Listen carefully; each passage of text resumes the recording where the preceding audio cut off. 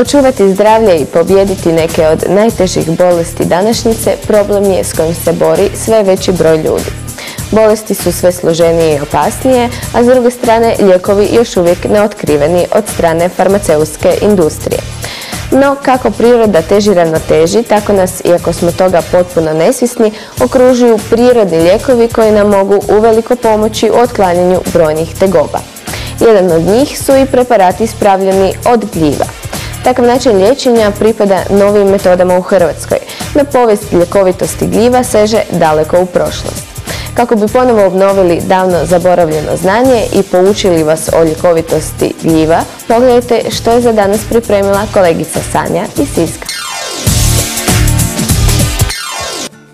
Povijest liječenja gljivama seže još u davno 455. godinu prije nove ere, kada je Hipokrat, otac medicine, na kraju svoje karijere spominjao ljekovitosti nekih vrsta gljiva. Njihova svojstva otkrili su i drevni Kinezi i Japanci, koji su i glavni krivci za razvoj ovakvog načina liječenja u svijetu. Još 1936. godine jedan japanski liječnik, Kisaku Mori, je osnovao društvo za proučavanje gljiva Japana, a 1974. godine je objavio u Tokiju knjigu Gljive kao zdrava hrana, gdje je naveo niz podataka i rezultata i starih znanja i novih istraživanja. Danas razlikujemo oko 50.000 vrsta gljiva, od kojih je samo 200 jestivo, a po hranjivosti ih možemo svrstati između mesa i povrća. Većina ljudi uopće ne zna što je to toliko ljekovito u gljivama. U raznim gljivama raznih komponenti.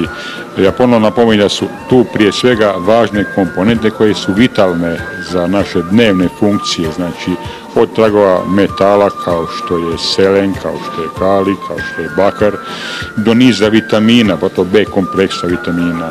Ono što je vrlo zgodno da u gljivama, zapravo kao hranjiva, znači ljekovito je da imaju u sebi aminokiselina, bjelančevina, a vrlo nisku kalorijsku vrijednost, što je dobro za djetinike. Plus imaju vlakna koje je za probavu. Sa nizom svojih polisaharida, znači vrlo složenih šećera, stimulira našu imunsku reaktivnost. Znači to su te vrlo glavne komponente u našim gljivama koje mogu pomoći u očuvanju zdravlja, odnosno u liječenju. Neke bolesti kao što su tumori, virusne infekcije, hepatitis, bolesti krvožilnog sustava te visok krvni tlak vrlo se uspješno mogu izliječiti. Iako se preparati od gljiva preporučuju svim osobama koje žele izliječiti neke od navedenih bolesti, ipak postoje oni koji bi trebali izbjegavati ovakav način liječenja. Vrlo su rijetke alergije na gljive. Kroz povijest se ljekovitost gljiva osporavala, no brojna istraživanja ipak su dokazala njihova djelotvorna svojstva. Kako u Hrvatskoj mnogi još ne znaju i nisu dovoljno upoznati sa ovakvim načinom liječenja, iz toga proizlazi i sumnja. Inače su, ja mislim, vrlo malo upoznati o ljekovitim gljivama i općenito u gljivama u prehrani. Jer gljive nisu samo kao lijekovi, nego kao preventiva, da bi to smo za lijek.